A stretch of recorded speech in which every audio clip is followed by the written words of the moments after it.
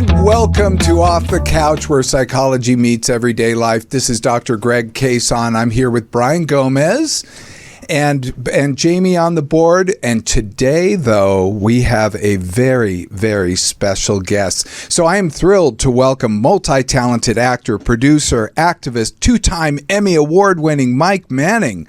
Known for his powerful performances, Mike has appeared in hit shows like Days of Our Lives, Teen Wolf, and This Is Us, as well as producing several thought-provoking documentaries.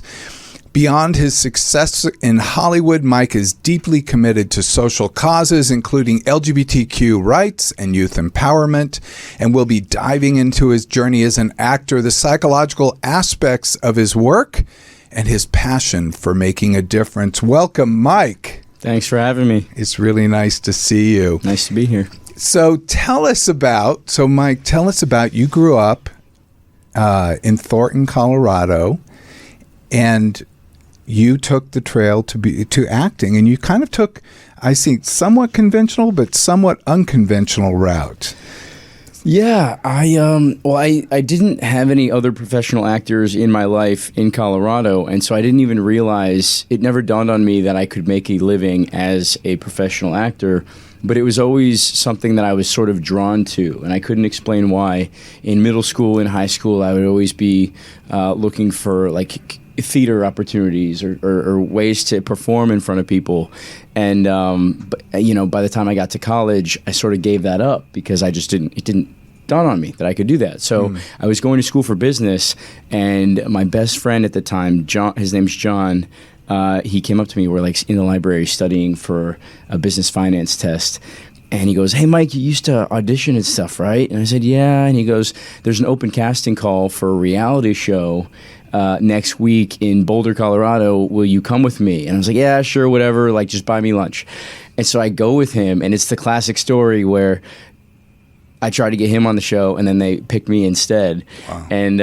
And it was a rigorous process of like 8 rounds of these auditions and sending tapes to Los Angeles. And the closer I got, the more I allowed myself to think, what if this happens? And then my life changed overnight. I moved to Washington, D.C. I did the show.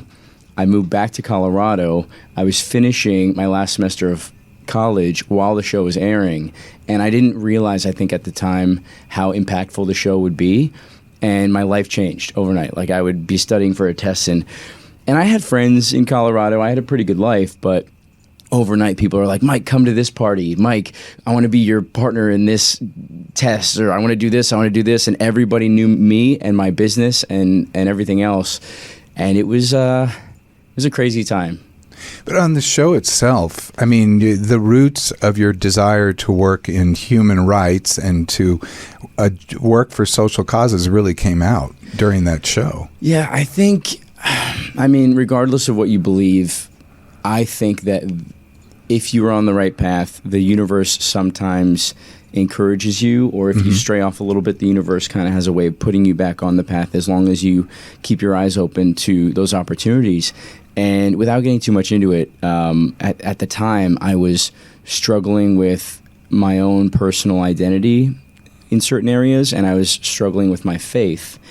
And while I was in Washington, D.C., I was walking down the street, and I looked into a storefront window, and there was a blue T-shirt that said "Amen" on it. And for something in me was just drawn to this shirt. So I went into the store, and it was a store for the Human Rights Campaign. Oh. And they were doing this shirt was part of a promotion about showing how the LGBT community can be supported by the faith community. They don't have to be exclusive. And I went in there, and I ended up talking to the guy at the store for 30 minutes on camera because they were following me around for the show. And I was talking to him about how I was struggling with my faith and my own, sexual identity. And he gave me a business card and said, "Check us out." And I went home that night, and I stayed up till 3 a.m. on the house computer, and I researched the Human Rights Campaign, and I applied for an internship the next day, and I got it, and that changed the trajectory of my entire life. Wow, that's incredible. Yeah. And that really led you into working for social causes in general. It did. I think that humans in general, tend to want to do good. I am gonna, I'll take that to the grave. Like, I think people are inherently good, and I think that they don't get involved with helping others for whatever reason. One of those being that they don't feel like they can. And I think what being in DC and working with the Human Rights Campaign taught me is that, yes, I'm one person, but if one person does something good and another person does something good and another person does something good, I mean, there are 7 point whatever billion people on this planet. If every single person did something nice for somebody else in one day, that's 7 point whatever billion nice things being done. That could change the world overnight. And so I think it taught me that I have a voice, and my voice is powerful, and that if I worked at it, I could make a difference. Wow, that's incredible. That exactly parallels my philosophy. In fact, I put in my dissertation, one person can make a difference. A bunch, or us all together, can change the world, and that's the bottom line. Yeah, what's that Maya Angelou quote? Or no, it's not Maya Angelou. It's oh no, what's that? She probably quote? said all the good ones. She said some amazing things. It's another quote. Now I'm ashamed I can't think of it, but it's like, don't doubt that a few determined people can't make a difference. Oftentimes that's that only that group can, or something like that. But it's exactly what you were talking about. If like a group of determined people can absolutely change the world. It's amazing. And Human Rights Campaign's actually done a great deal of good. I actually was there at its inception. And in fact, I did the first National Coming Out Day, which is coming up October 11th. And the Human Rights Campaign took it on the second year. So I did it the first year with National Gay Rights Advocates, and then Human Rights Campaign took it over. Yeah, I love that. So yeah, I know the organization somewhat well from the past. That's cool. Yeah. So I think it's very, very valuable. But you grew up in Thornton, Colorado. So you grew up then in a family of faith? Is that what I'm understanding? Yeah. And you also were having sexual identity issues as you were growing up? I mean, I was just getting to know myself. I just, I think there's a level of growing pains whenever you're trying something new. And, it just so happened that one of the most awkward times in my life was on TV. It's great. Isn't that how it always is? Yeah. Very funny. Because you probably don't know, I was in a reality show myself. I saw that on your Instagram. Bravo. Yeah. So how was that? It was something. It was something. I enjoyed it, but it was intense, and it was a big pivot in my life in many ways.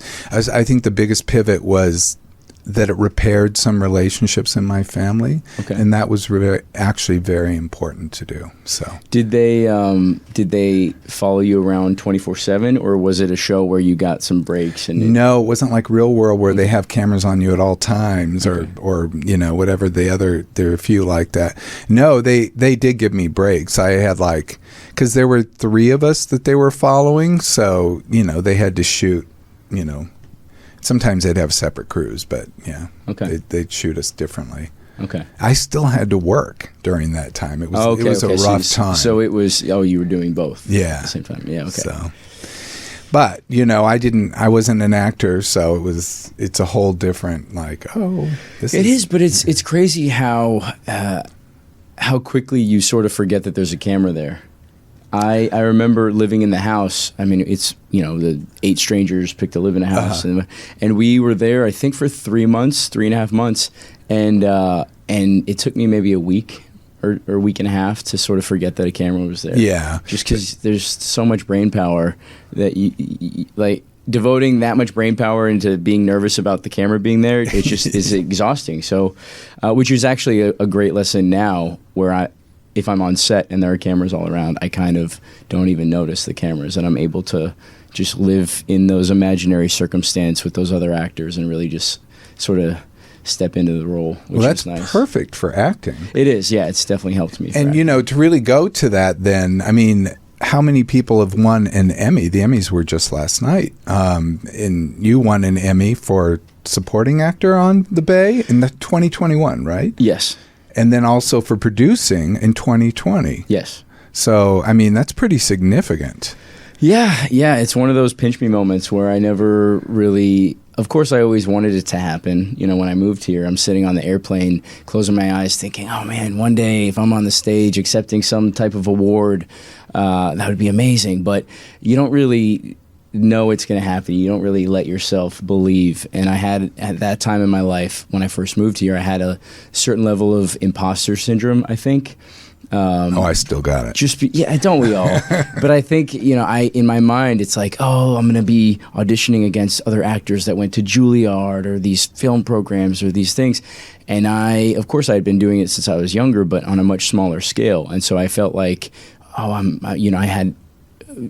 do I deserve to be here in Los Angeles, in Hollywood, pursuing this?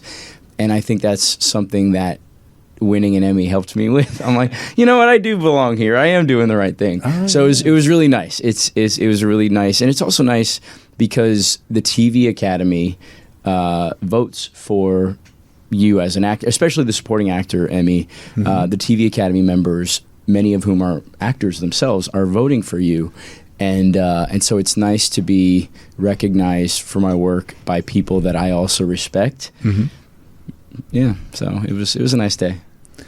Well, I should say, and they're big, beautiful, heavy awards. So I put it right by my front door. So if anybody tries to break in, because they have these 2 sharp angel wings, so I can just stab them with the wings. Well, there's some. Yeah, anybody thinking that you're gonna pull one over on me and break into my house, I'm gonna stab you with an Emmy. Why are we here? It's this early in the interview and I'm threatening your audience. That sounds amazing. How many people, of course the stalker wants to end in a dramatic way. That would be perfect. Yeah. What a Hollywood death. That would be a Hollywood death. Yeah. A new script for you right there. yeah, right. But take me back to Thornton, Colorado, because you were a little kid. I think you had ADHD at the time. I did. Yeah. I did, yeah. And tell me what that was like for you and how you coped with it. I think I've always had a really active imagination. As early as I can remember, I'd be telling my grandparents or my parents or the neighborhood kids stories, or we'd be watching movies and I'd pause it so that I can act out the scene. And I think movies, maybe that's why I'm so drawn to movies, is because movies were really the only thing that I could focus on that would quiet the noise, and I could just watch a movie and get lost in that movie and lost in that world and just let my imagination play while I'm, going on this journey with whatever character it is.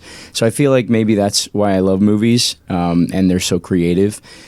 In school, back then, especially, people didn't really recognize ADD and ADHD. I remember in 4th or 5th grade, I transferred schools, and my mom told my teacher, so by the way, he's taking Ritalin. I was taking Ritalin at the time. It was before Adderall was really the thing.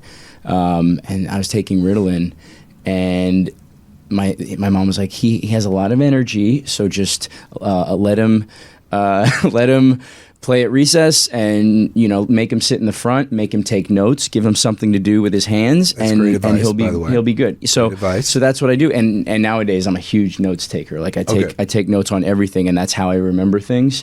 And that's how I have this old man planner that I write notes in, and then I write my schedule in, and it helps me to remember everything. And I've found ways nowadays where I stay organized, and I think I know how to live with it. I still think that I am, get distracted easily and whatever, but now I'm able to harness that energy and put it into things and be hyper-focused instead of distracted by everything. So anyway, long story short, my teacher didn't believe me, and so one day I got in trouble for talking, and she held me back from recess, and I went crazy after that. And it was that day that she believed that kids could have ADHD, and that holding them back from recess is not the way to handle it. Oh.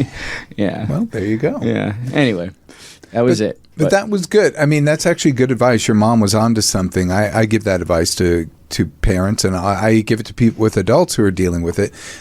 Sit in the front and take notes. That is great advice, and to get out the energy. But people with ADHD are kind of interesting, and I think that you are a good example of that. They tend to be more creative, and they tend to be business owners. So this is just a commonality. So we see more of that in people with ADHD. Of course, they have regular jobs, but a lot of times. And is it? I mean, you obviously know more about this than I do. Aren't they recognizing that the American education system is more geared towards how women learn and how auditory and visual learners learn, and not necessarily kinesthetic learners, which tend to be young men? Aren't they learning? No, that is true. I mean, it's true that our educational system is quite limited in many ways, and we kind of stick to these very traditional models. And I think Montessori really tries to break that mold with more kinesthetic learning. And there are other places as well. But yes, our public system probably does need some sprucing up. I think good teachers, though, really, they engage in different ways to try to make things happen. So, like with kids who are in high school, you ask them lots of questions, you get them talking, you get them participating and dynamic. And with young kids, you do try to get them, like doing something crafty or something like that. So. Yeah, I mean, I definitely had teachers that changed my life. And if Miss Copper, if you're watching, you're one of those people. I definitely had teachers that recognized that and took the time to teach me and change my life and encourage and showed me that I could be successful in academia. And I went from getting like barely wanting to show up to school to getting like straight A's. And it was a few of these teachers that sort of showed me that I could do that as long as I sat up front, took notes, and focused a little bit harder on paying attention. It's also interesting that some kids who might appear to have ADHD might not, but they might have problems controlling emotional issues like at home, or they might have themselves be beyond the teaching level of the class. So if they're very, very smart, they kind of get disengaged. If they're not as smart, sometimes that also causes them to disengage.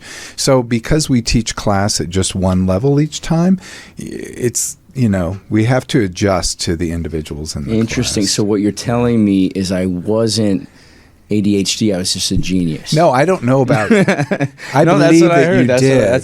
That's selective hearing, too. But the genius part, maybe so. Okay, maybe also right. So, yeah, well then, and you really navigated things rather well. I know you were on the wrestling team, right, in high school. I was. Then you were prom king? I was prom prince, so it was my junior year. So I was prom prince. Okay, yeah. Right on. I was senior class sweetheart. What about you, Brian? I was prom king. Oh, yeah. There you go. Are we royalty at this table right now? No. Oh, my gosh. I didn't know. That's how it is. So that's just so funny. I mean, in high school, I always say that celebrities, like yourself, celebrities are society's popular people. Like, they're the popular people from our high school of the United States, because we basically operate like a big high school, don't we? I mean, we have the football team, everyone pays attention to them. We have the student council. They're, we think they're doing a lot of good, but really it's just kind of a show where they're getting drunk, or God only knows. And then you got the administrators doing all the hard work and all that. Interesting. I've never thought of it that way. I'm making a lot. You're right. You're absolutely right. Yeah. Well, I mean, it's if you look at like neuroscience and sociology and how humans interact. I mean, we're sort of taught how to interact. We're taught about social hierarchies at a young age. And I would imagine that doesn't really go away once we receive a diploma. So I feel like you're right for a lot of reasons. Yeah. Well, and look at me. I'm one of the, kids that took the academic class, what are now called, their advanced placement or AP classes. But we didn't call them that back then. They were just hard. Just the hard classes. Yes, we only had 2 AP classes in our school. I think now people have 52. Like, everything's AP. Okay. So I don't know how it works now in school. So I'm totally different. Let's talk about though, because your acting credits are really significant. We talked about The Bay, which I watched about your storyline, and I'm like, you know what I don't like about this? Can I complain about The Bay? I was like, the gay people here are too nice. I wanted some mean, and I wanted, but you got all huffy in that show. You were a very protective partner, because in that show you get married to your high school boyfriend, Yeah, so the cool thing about the show is I joined in season 5, and I was a new character. I was I did I think a recurring role where I came in and I was the best friend of one of the series regulars, and the backstory is that they were friends in high school, but acted on nothing. Yeah, they were just friends. And then in season 5, you by the end of the season, you get the sense that there's something more there.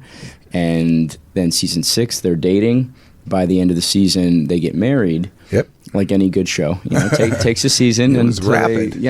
Rapid. And actually, the cool thing about that is it was season 6 that I won the acting award for.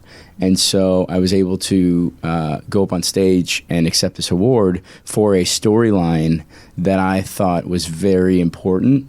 Oh, it was. And I think one of the main reasons I love about this, one of the main things I love about this industry is representation and the ability for film and television to change hearts and minds and to expose people to different ways of thinking and being. And so to be able to get up on that stage and accept an Emmy and talk about the fact that if one young person was watching that wedding scene between two guys and left that episode feeling like they were just as deserving as the same love as everybody else, then, regardless of the Emmy, regardless of any of the accolades that the show has given me, that makes it worth it.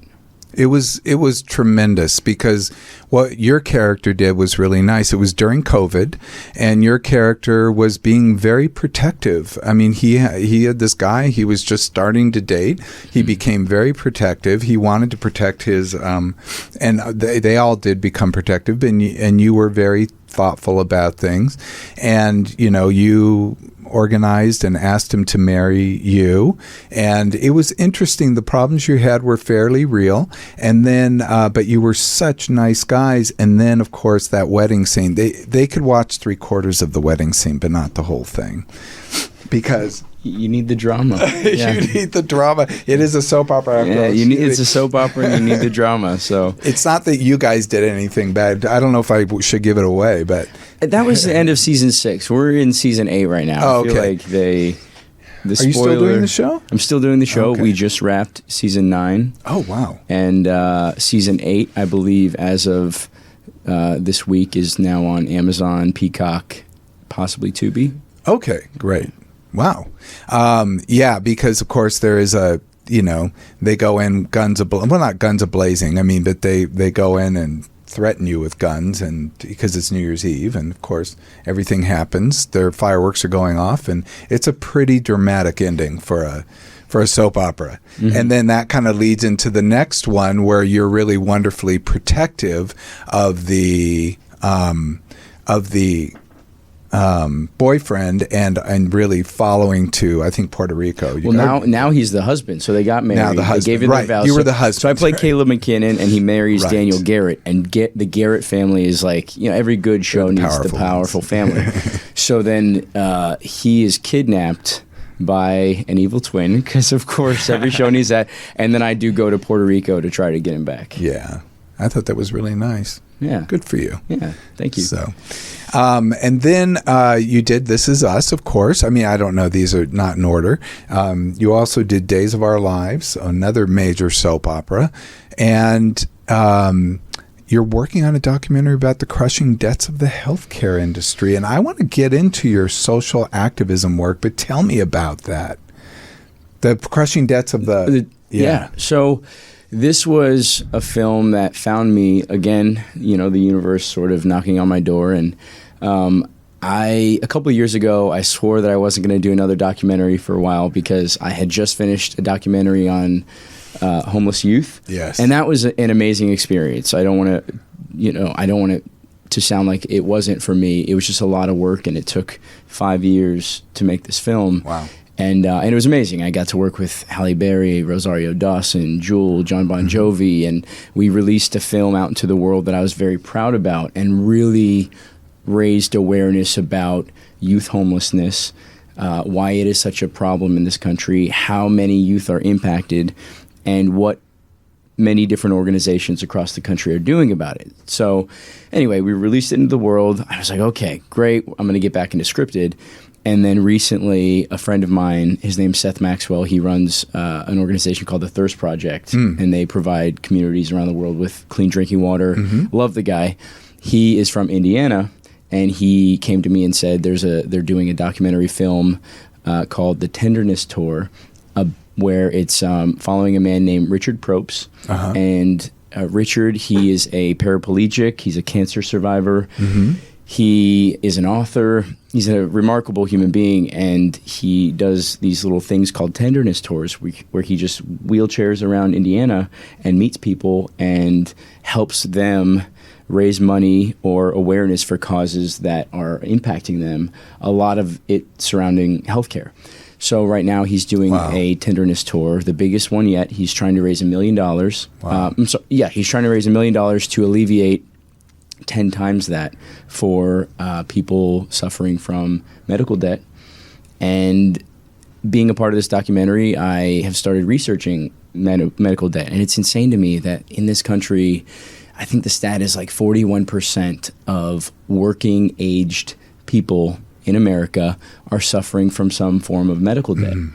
And just from a purely economic standpoint, it's bizarre to me that these are people that are working. They are working. They are part of the working population. The muscles of a healthy, productive country are its working people. And so you would think we would want them to be healthy, productive members of society, tax-paying members of society. We want them to be healthy and working. The fact that almost half of them have medical debt that they can't deal with is crazy to me. And you probably know this better than anybody. The price of medicine, the price of pharmaceuticals, the price of healthcare is insane. It is insane in this country. Yeah, no. And can I turn this on you? What are the main issues there? Why is that? Why is this an issue that we can't seem to solve with all of our resources and all of our experience? One, and I don't mean to sound political, but I will, is that we don't have a public health care system. If we did have a public health care, we have little sprouts of a public health care system, like the counties and in California all have hospitals and they have things and public access available, but it's very hard to get into, and the services are limited. The money is definitely limited. I used to work in a county hospital, UCLA Harbor UCLA, and that one is one of the best in California, and we had some of the top researchers and people in the United States. So I'm not knocking it. I thought it was the people did not understand that they were getting some of the top doctors in the country. It was amazing. It's the same over at Harvard too, and we have some other schools, Stanford Medical Center and some others, that you can really access these top-notch people. So it's not like it isn't good. UC San Diego, I could go on and on, but but there is a problem, because what happens is, because of most people are insured through private insurance. Private insurance acts as a giant middleman, and most of them offer on a for-profit basis. That money then needs to go to the shareholders. So they make money not by doling out services, but by limiting services. I try to tell my patients this: the insurance company's job is to pay shareholders, not to give you access to care, because they get very frustrated about this. I said they're selling a product where they have to do that, so they will give you care. They just put up some barriers, and either you have to work around the barriers and try to get through them, or you have to, figure out something else. But the insurance companies are not our friends. I mean, they're really working on paying themselves. And now that they're all, coming together closer and closer, that's why I actually belong to, here in California, to a nonprofit HMO, just because I want to be a part of at least not a profit-driven healthcare system. So that's where I go. Well, it's Kaiser here, but a lot of people will put that down. Even though I've worked in UCLA health system, they'll put it down because of the access to care, or why would they put that down? Because it had a very bad reputation and maybe well-deserved in the past. They've certainly turned things around, and they really they stay on the edge of helping people, and they use a model of medicine that I really like. It's actually what they try to do is operate more on the prevention side to prevent people from getting sick. So they try to give vaccines, and they follow you, and they watch, if you have weight issues, they try to help you there. They try to do everything. They give mental health access. They've actually were sued for not giving enough mental health access. So I take it back. Their mental health has struggled. So they're not a perfect organization by any means, but I think they operate more like a public health care system than other places. But as a result, a lot of people don't like it because when you go, you're not in a fancy waiting room, you're not in a fancy this or that. But again, I access great care there. I mean, the doctors I'm very pleased with. So I like that model, but that model isn't popular, and people are always wanting private health care insurance.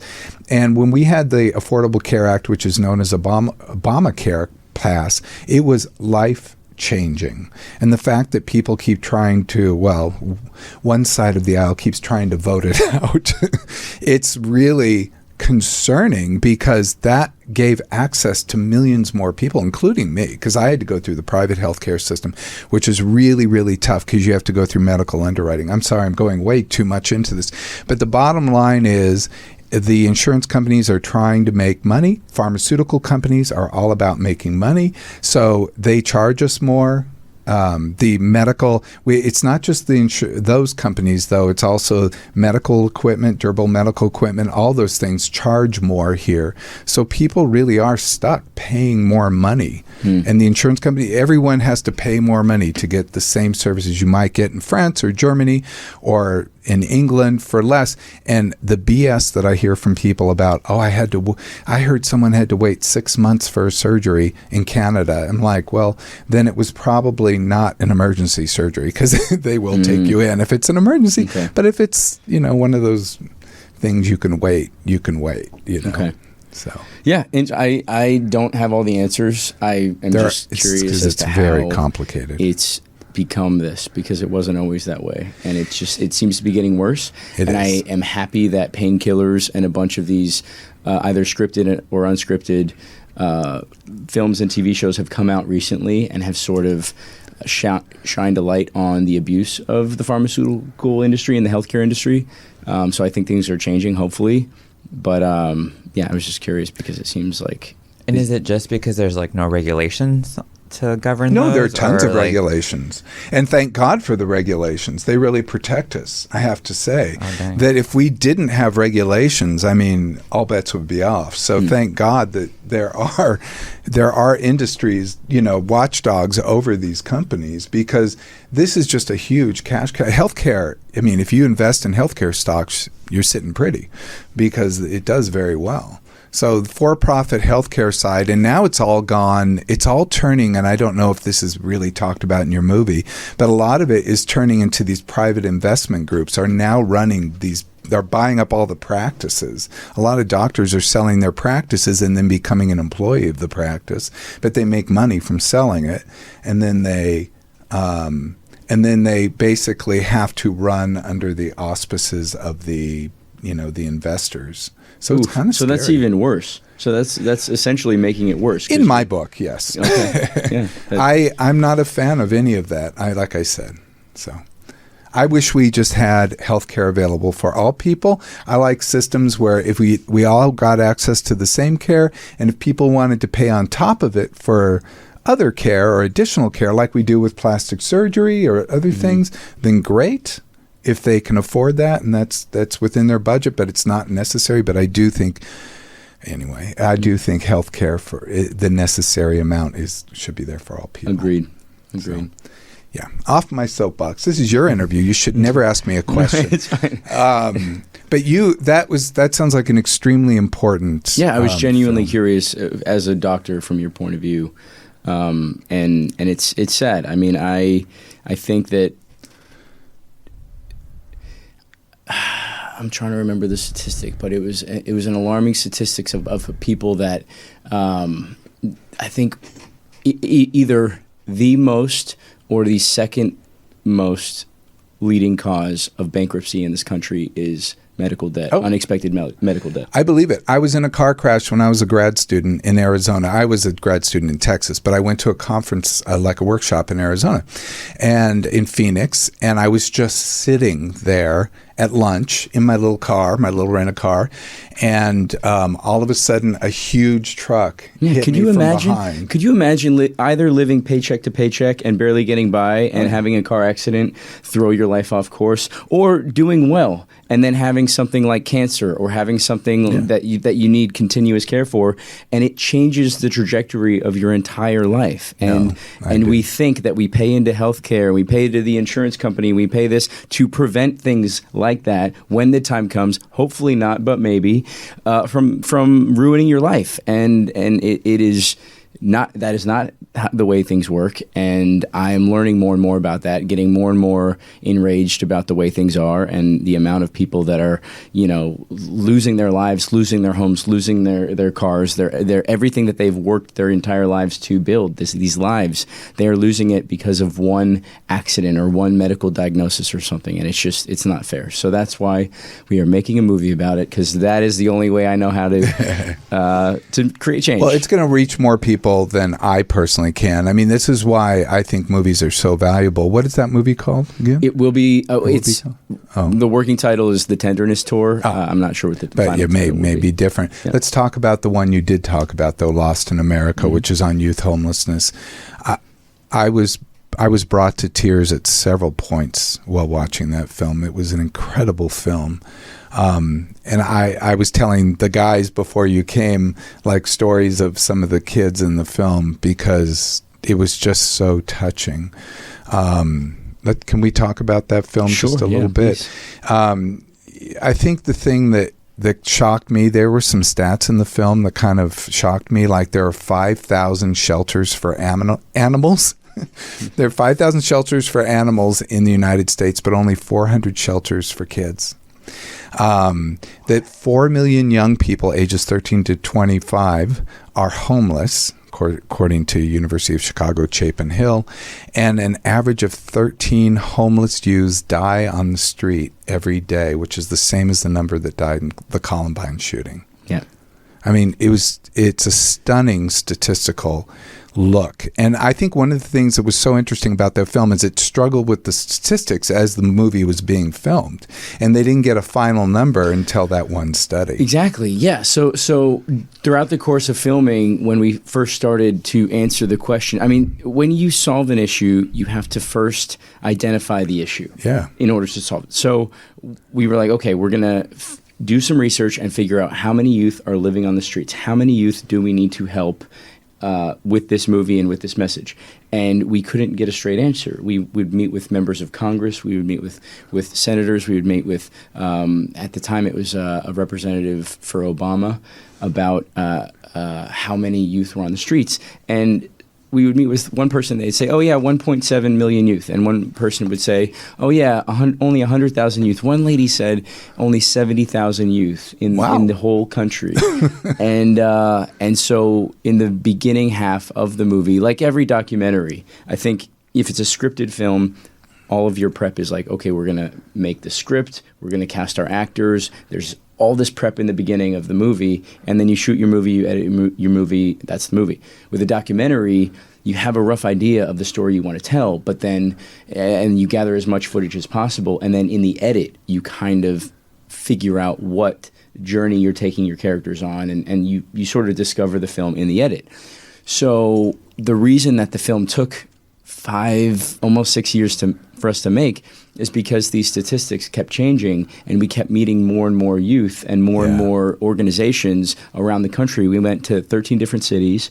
The director, Rotimi Rainwater, was himself homeless. Yeah. So he had a way of meeting these youth, and a long time ago, not currently homeless. No, but spoke their language. I mean, so he when he was 19, he was homeless, and then now he's, a father of 2. He has a house. He's a successful filmmaker.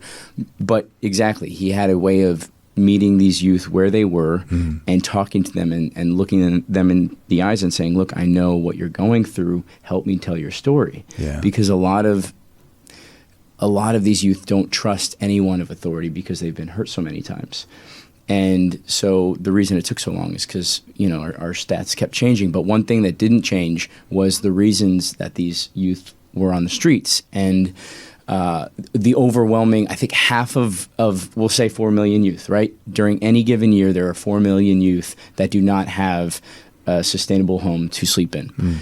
And the main reason is they're either running from something, home isn't safe, they don't have a home to go to, so that's economic, or they are being abused at home.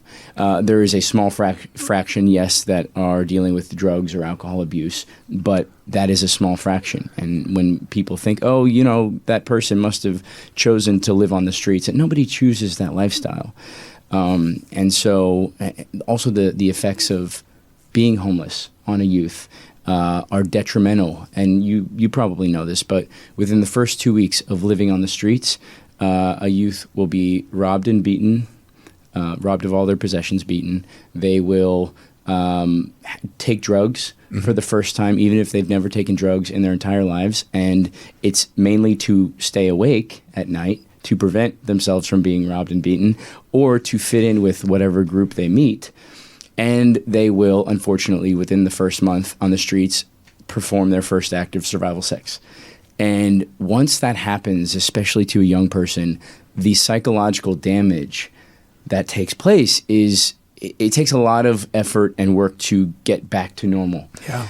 And in my mind, just from a purely, regardless of what side of the aisle politically you sit on, it makes sense to provide a safety net for young people. If we want young people to grow up being healthy, productive, tax-paying members of society, no questions asked. If you are, 15 to 24, if you do not have a safe place to go to sleep and to get food and shelter, there should be one, no questions asked, provided. And in many states, we treat pets and animals better than we treat young people. Oh, absolutely. So that is what the message that we tried to get across with the film, and I'm very proud of it. It was a lot of work, but if anybody's interested, it's called Lost in America, and it's currently streaming everywhere. No, I thought it was a stunning documentary, and it was very well made, but it takes you into these stories that are so compelling.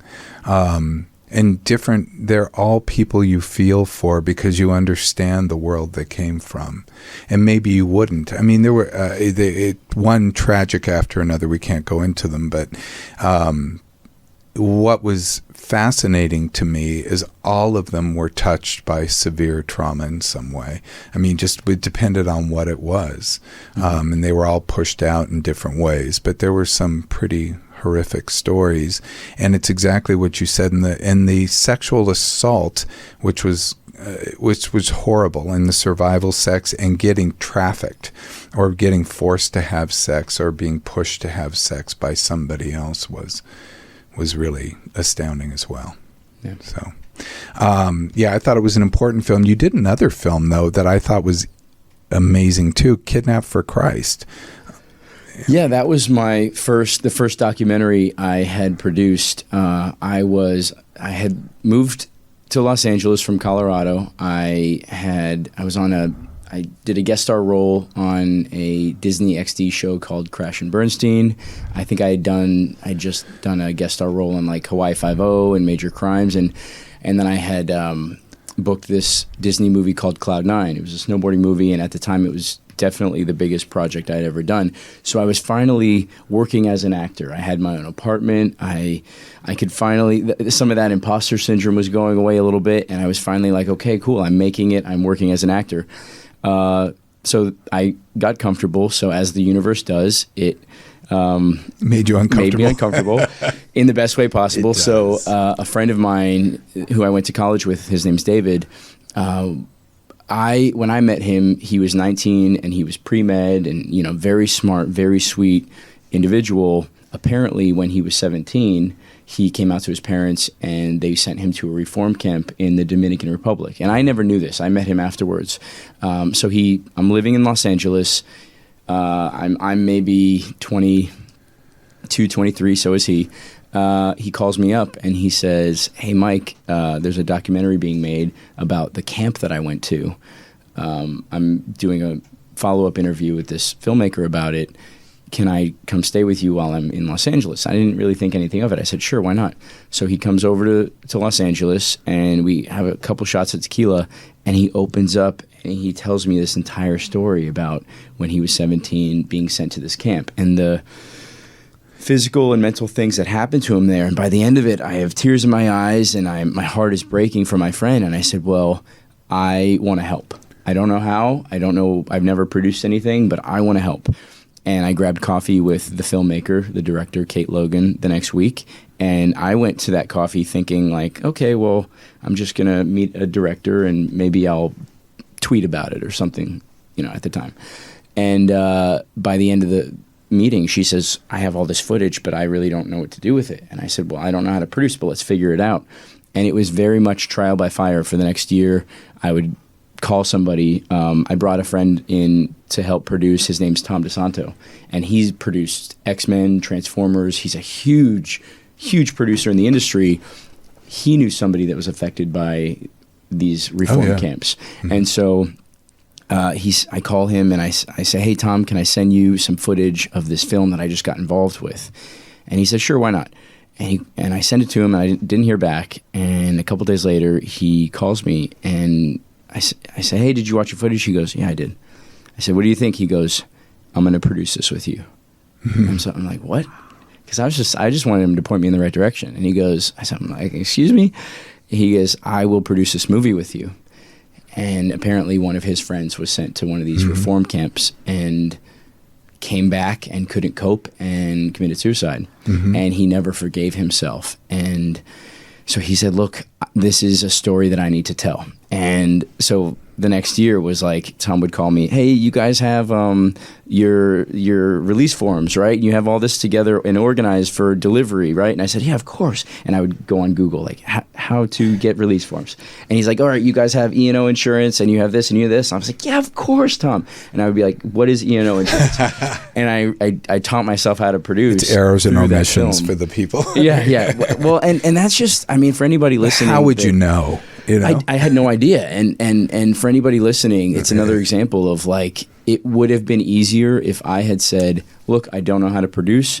I'm not going to do this. I am overwhelmed, and who am I?" But I said, "You know what? I don't know what I'm doing. I'm going to be honest about it, but I'm going to figure it out because I care." And I did that, and it was my first film, and that came out. We sold to Showtime. Some press came out, and it said, "Oh, Disney actor produces social cause documentary," and people started calling me to help them with their social cause films, and now it's become a big part of my life. Wow.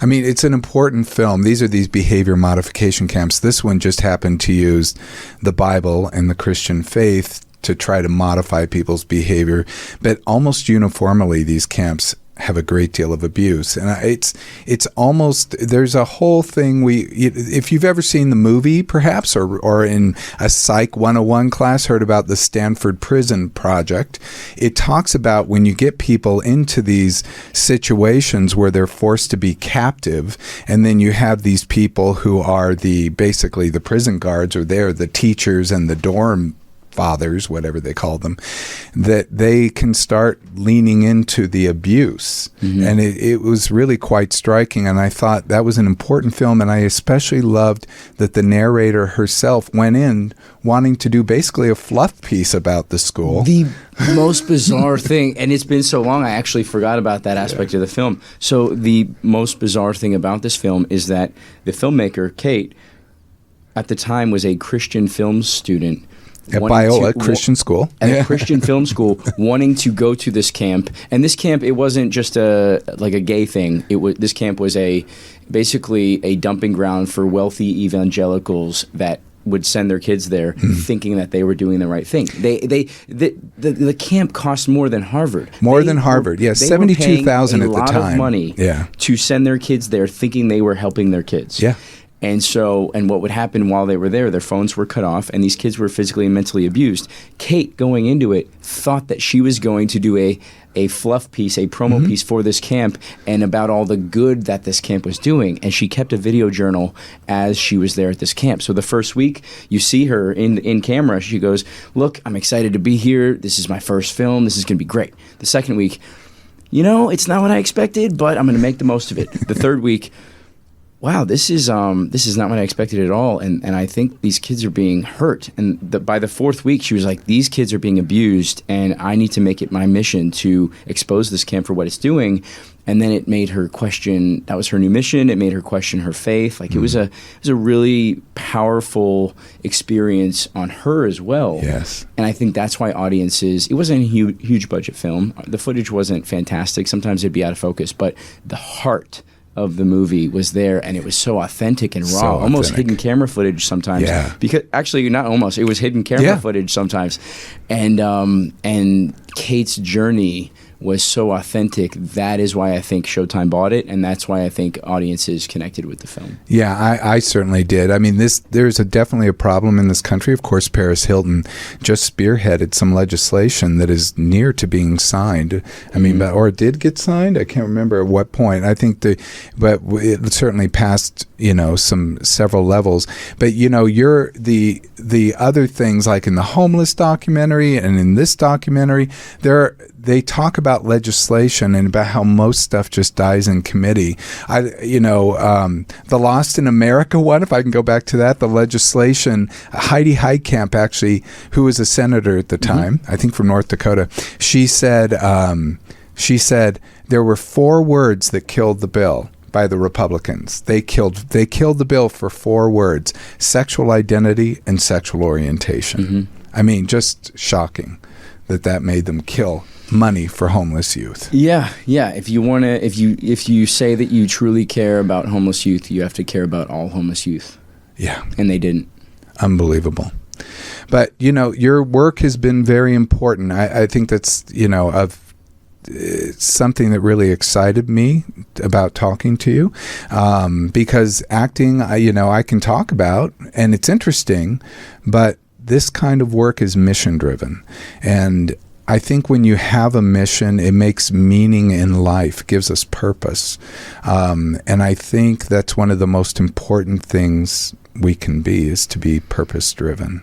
Yeah. I mean, I think that's, for me, I think that is a point of view that's evolved, if I'm being honest. I mean, of course, when you're in your early 20s, you think that you're untouchable and invincible, and I think you tend to live in the here and now a bit more, right? There are people in their 20s that are doing amazing things. And I think when I first moved to LA, it was about the career. And I was like, okay, how can I, make movies and make a name for myself and everything else? And I think as I get older, I'm in my 30s now, and I think as I get older, you just kind of, it puts things into perspective, and you think, okay, at the end of my life, and listen, I hope it's a long way away. Like, listen, I'm not saying I'm thinking about, what's going to be on my tombstone, but I think as I meet more people and I sort of hear more stories, it's like, and the fact that I've been involved now with projects that have made an impact, and I've seen them, they're like my little babies. I put them out in the world, and I see the good that they're doing. That is now my motivation. At the end of my life, I want to look back and say, I was a part of these films and these stories that will live well beyond me, and hopefully continue to make the world a better place. Well, I think you have. I mean, so many of your films did that, and we didn't have time to go into everything. Unfortunately, we need to end.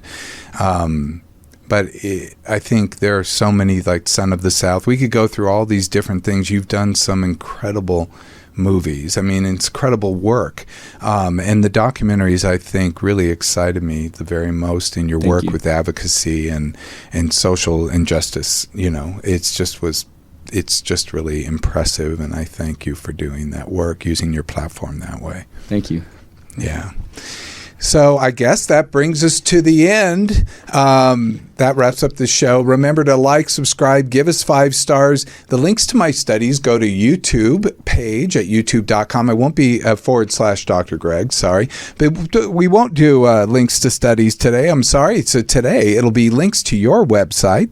That's mikemanning.info. Yep. Okay. That's it. Right on. And then, but also I have links to the movies on there, as well as some other things. I put links to legislation and stuff, just so people can check it out if they want. If you have any questions or topics you'd like us to cover, hit us up on socials at Ask Dr. Greg. This is Dr. Greg, Brian, and of course the incredible Mike Manning, bidding you all farewell. Be present, be flexible, and be kind.